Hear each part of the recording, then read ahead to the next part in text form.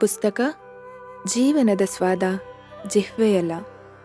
ಲೇಖಕರು ಶ್ರೀ ಹರಿಜಿ. ಸಮರ್ಪಣೆ.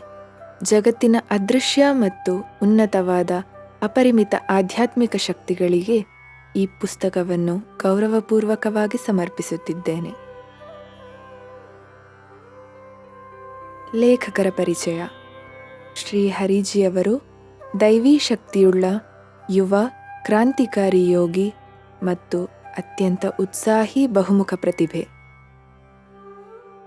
ಅವರು ತಮ್ಮ ಸಾಮಾಜಿಕ ಜೀವನದಲ್ಲಿ ಸಮಕಾಲೀನರು ಮತ್ತು ಆಧ್ಯಾತ್ಮದಲ್ಲಿ ಕಾಲಾತೀತರೂ ಆಗಿದ್ದಾರೆ.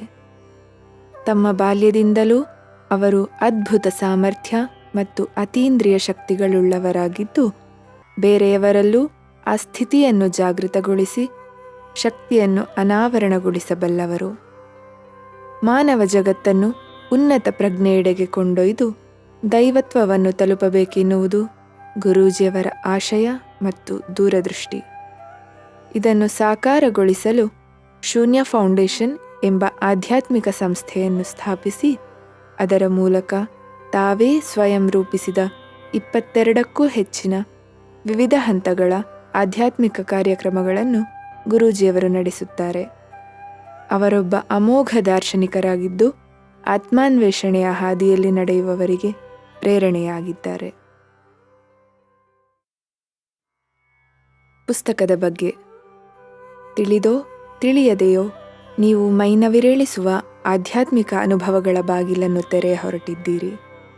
ಈ ಪುಸ್ತಕ ನಿಜ ಜೀವನದ ಅನೇಕ ಅತೀಂದ್ರಿಯ ಪ್ರಸಂಗಗಳನ್ನು ಒಳಗೊಂಡಿದ್ದು, ಜೀವನದ ಪರಮ ಸತ್ಯದ ಒಂದು ಇಣುಕು ನೋಟವನ್ನು ನೋಡಲು ಅನುಕೂಲವಾದ ಸ್ಥಾನದಲ್ಲಿ ನಿಲ್ಲಿಸುತ್ತದೆ. ಇದನ್ನು ಓದಿದ ನಂತರ ಸಾಧ್ಯ ಅಸಾಧ್ಯ ತರ್ಕ ವಿತರ್ಕಗಳ ಕಾಲ್ಪನಿಕ ಗೆರೆ ನಿಮ್ಮೊಳಗೆ ಅಳಿಸಿ ಹೋಗುತ್ತದೆ. ಇದು ನೀವು ನಿಮ್ಮ ಜೀವನದಲ್ಲೇ ಆಧ್ಯಾತ್ಮಿಕತೆಯನ್ನು ಹುಡುಕುವ ಬಗೆಯನ್ನು ತೋರಿ ನಿಜವಾದ ಆಧ್ಯಾತ್ಮಿಕತೆಗೆ ಅಭಿವ್ಯಕ್ತಿಯಾಗುತ್ತದೆ. ಒಮ್ಮೆ ಇದರೊಳಗೆ ಇಳಿದ ನಂತರ ಅದರ ಪಯಣವು ಹೆಚ್ಚು ಅನುಭವಪೂರ್ಣವಾಗಿ ನಿಮ್ಮೊಳಗಿನ ಮೂಲಭೂತತೆಯನ್ನು ಪರಿವರ್ತಿಸಿ ಜೀವನದ ಅಗಾಧ ಸಾಧ್ಯತೆಗಳನ್ನು ಹೊರತರುವ ಶಕ್ತಿಯುಳ್ಳದ್ದು. ಈ ಪುಸ್ತಕದಲ್ಲಿರುವ ಎಲ್ಲ ಸನ್ನಿವೇಶಗಳು ನನ್ನ ಆಧ್ಯಾತ್ಮದ ಹಾದಿಯಲ್ಲಿ ನಾನು ಕಂಡ ಸತ್ಯದ ಹಲವು ನಿದರ್ಶನಗಳು. ಈ ಸಂದರ್ಭಗಳು ನಿಮ್ಮ ಜೀವನದಲ್ಲೂ ಎದುರಾಗಬಹುದು. ಅಂತಹ ಸಂದರ್ಭಗಳಲ್ಲಿ ಅವುಗಳನ್ನು ಮೀರಿ ಬೆಳೆಯಬಲ್ಲ ಸ್ಥಿತಿಗೆ ಈ ಪುಸ್ತಕ ಸಹಕರಿಸಬಹುದು.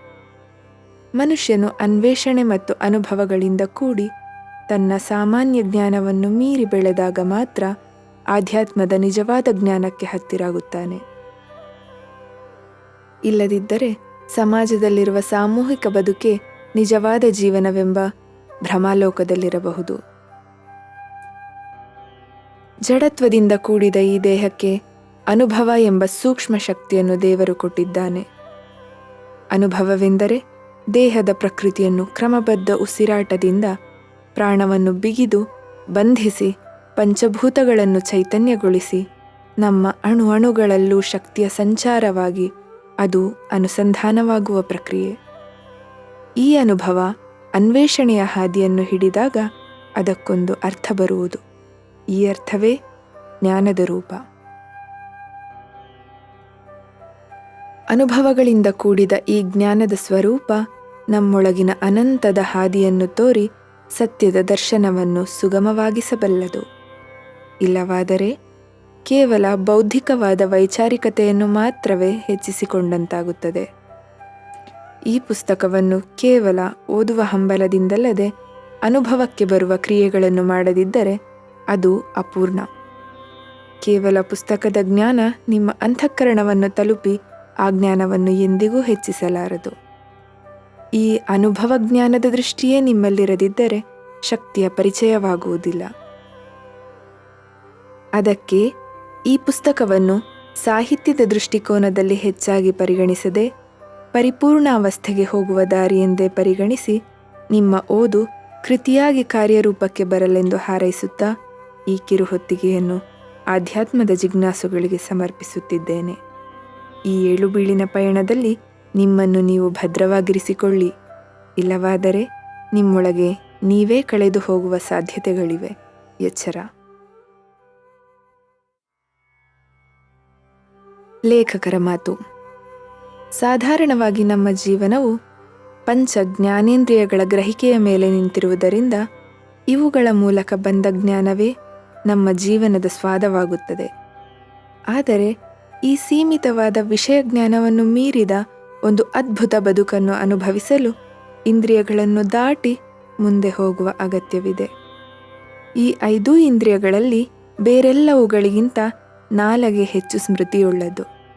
ಮೊದಲು ಈ ನಾಲಗೆಯನ್ನು ದಾಟಿದರೆ ಮಾತ್ರ ಇಂದ್ರಿಯಗಳು ತೋರುತ್ತಿರುವುದಕ್ಕಿಂತಲೂ ಹೆಚ್ಚು ಸ್ವಾದಭರಿತ ಜೀವನವನ್ನು ಅನುಭವಿಸಬಹುದು.